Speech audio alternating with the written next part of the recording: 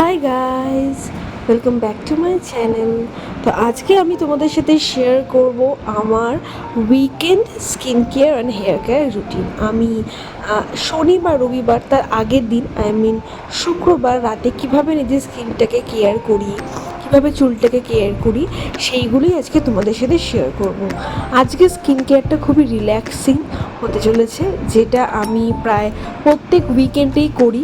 যখন আমার কি হয়ে যায়, আমি আগেই বাড়ি এসে নিজেকে প্যাম্পারটা আমি করি, কারণ এইটাতে আমার স্ট্রেসটা রিলিফ হয় সারাদিনের। তো যাই হোক, আমি ফার্স্টেই দ্য ফেস শপের রাইস ওয়াটার যে ক্লিনজিং অয়েলটা, সেটা আমি ইউজ করে নিচ্ছি। আমি যে সানস্ক্রিন মেখেছিলাম বা যে হালকা লিপস্টিকটা দিয়েছিলাম, সেইগুলো সব যাতে মুখ থেকে উঠে যায়, বা যত ডার্ট ইমপিউরিটিস আছে সারাদিন, যেহেতু অফিসে থাকি, ধুলো ময়লা অনেক কিছুই থাকে মুখে, তো যাতে ভালোভাবে ক্লিন হয়ে যায়।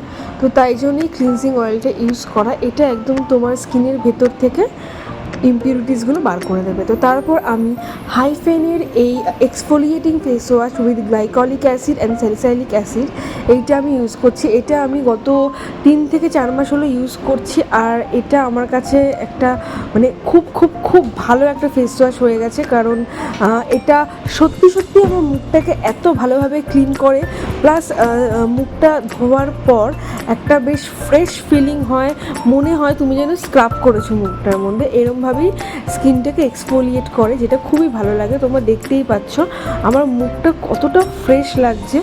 তো এখানে আমার কিছু কিছু পিম্পলসের দাগ রয়েছে, যেগুলো আমার আগে হয়েছিল, আর এইখানে আমার একটা পিম্পলস অলরেডি আছে। তো যাই হোক, তো চলো নেক্সট স্টেপে যাই এবার। তো নেক্সট স্টেপটা হলো, আমি একটা ফেস মাস্ক ইউজ করবো। সেটা হলো Dot and Key face mask. এটা হলো, এর মধ্যে সিকা আছে, যেটা অ্যাকনে স্কিনের জন্য, স্কিনটাকে কাম ডাউন করার জন্য খুবই ইম্পর্ট্যান্ট একটা ইনগ্রিডিয়েন্টস। তো তোমরাও এটা ইউজ করতে পারো যাদের সেন্সিটিভ অ্যাকনেপ্রন স্কিন। এটা তোমাদের স্কিনটাকে ভালোভাবে কাম ডাউন করতে, স্যুথ করতে সাহায্য করবে। তো আমি ভালোভাবে স্প্রেড করে নেবো পুরো মুখের মধ্যে, আর এটা আমি হাত দিয়েই দেবো, কারণ আমি হাত দিয়েই করতে প্রেফার করি, তাতে ভালো হয়। এবার আমি একটা লিপ স্ক্রাব ইউজ করব। বহুদিন লিপটাকে স্ক্রাব করা হয়নি। এটা আমি মাসে 1 থেকে 2বারই করি, খুব একটা বেশি করি না। তো আমি ENN বিউটি, এটা রিসেন্টলি লঞ্চ হয়েছে নাইকাতে, তো তাদেরই একটা লিপ স্ক্রাব আমি ইউজ করে নিচ্ছি। এটা খুবই ময়শ্চারাইজিং, তোমার একটুও মনে হবে না যে তুমি লিপ স্ক্রাব ইউজ করছো। এটা কাইন্ড অফ লিপ বামে, এর মধ্যে ছোটো ছোটো ছোটো ছোটো পার্টিকেলস থাকে, বাট সেটা খুব একটা তোমার হার্শ না আমাদের লিপসের জন্য।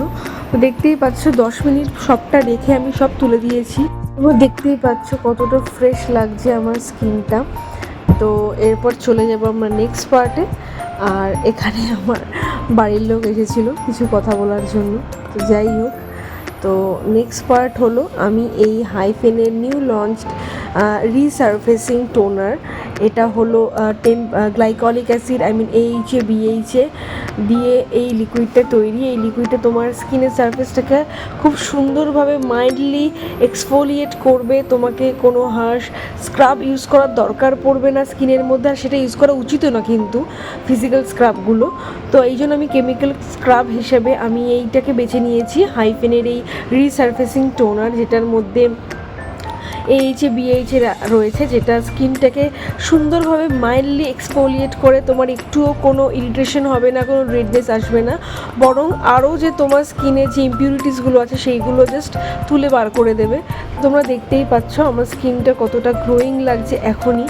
আর এরপর the most viral toner, Tony Moly mochi toner, এটা আমি ইউজ করছি। এটা আমি গত 1 সপ্তাহ হলো ইউজ করছি, আর এর মধ্যে কোয়ান্টিটি এতটাই থাকে যে সহজে শেষ তুমি করতে পারবে না। দেখে মনে হচ্ছে নতুন কিনেছি, বাট না, এটা নতুন না।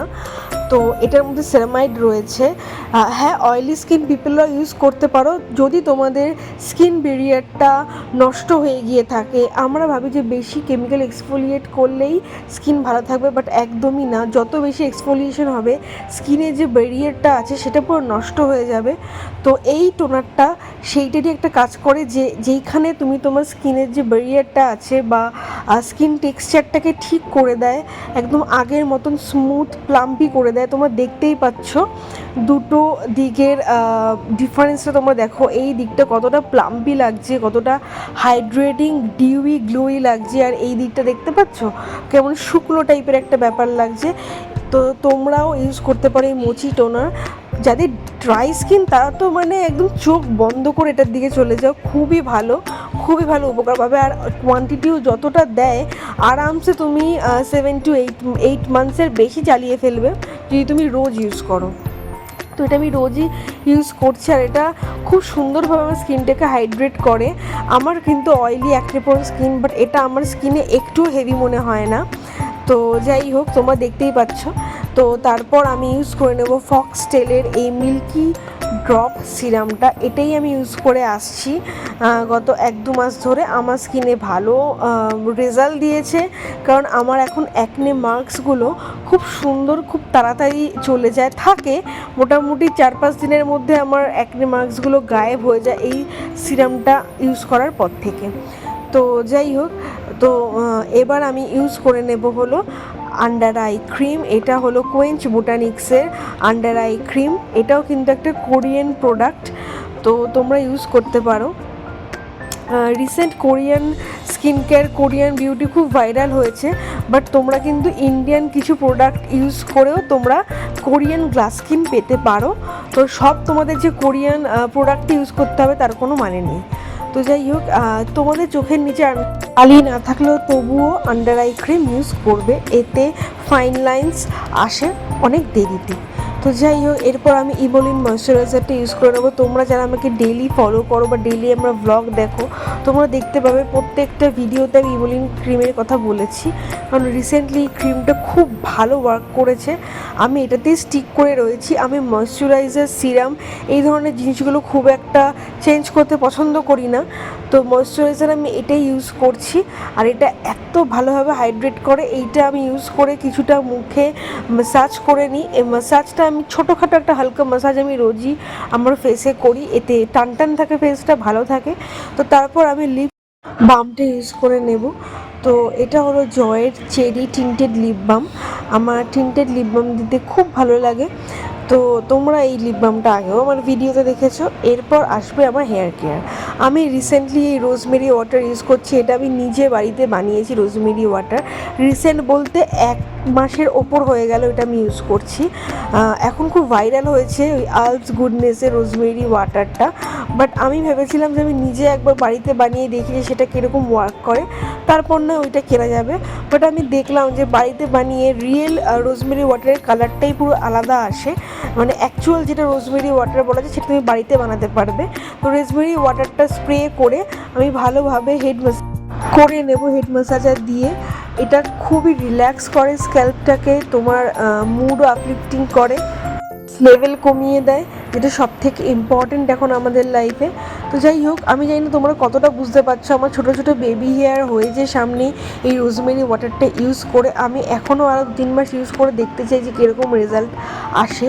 তোমরাও চাইলে বাড়িতে বানিয়ে নিতে পারো। নর্মাল রোজমেরি কিনে সেটাকে গরম জলে ভালোভাবে ফুটিয়ে 2 থেকে 3 ঘন্টা চাপা দিয়ে রেখে দিয়ে সেটাকে তোমরা বোতলে ঢেলে ইউজ করতে পারো। আমি যেভাবে ইউজ করছি, শ্যাম্পু করার আগের দিন রাতে এইভাবেই আমি চুলটাকে প্রিপেয়ার করি। রোজমেরি ওয়াটার বা ক্যাস্টর অয়েল, কোকোনাট অয়েল মিশিয়ে মেখে আমি এরমভাবেই দিয়ে রাখি আগের দিন রাতে। তো আমার হেয়ার কেয়ারও হয়ে গেছে। এবার আমি একটা উডেন কোম্ব দিয়ে চুলটাকে ভালোভাবে ডিট্যাঙ্গেল করে নেব। তো আমার চুলটা হালকা সামনে ভেজা রয়েছে, যেহেতু আমি রোজমেরি ওয়াটারটা স্প্রে করেছি। তো ডান, আমার স্কিন কেয়ার, হেয়ার কেয়ার যা আছে সব ডান। এবার জাস্ট এই হাইফেনের এই স্পট কারেক্টিং, অ্যাকনে স্পট কারেক্টিংয়ের যে লোশনটা বেরিয়েছে ওদের, সেইটা আমি কিনেছিলাম, সেটা আমি ইউজ করছি আমার এই পিম্পলসটা। এটা 1 রাতের মধ্যে পিম্পলসটাকে কিন্তু শুকিয়ে দেয় একদম। তো যাই হোক, আমার কিন্তু স্কিন কেয়ার, হেয়ার কেয়ার পুরো ডান। তোমাদের কেমন লাগলো অবশ্যই জানিও। এইরকম গ্লোয়িং স্কিন পেতে আমাকে ফলো করতে ভুলো না, আর নিচে কিন্তু কমেন্ট অবশ্যই করো। চলো বাই।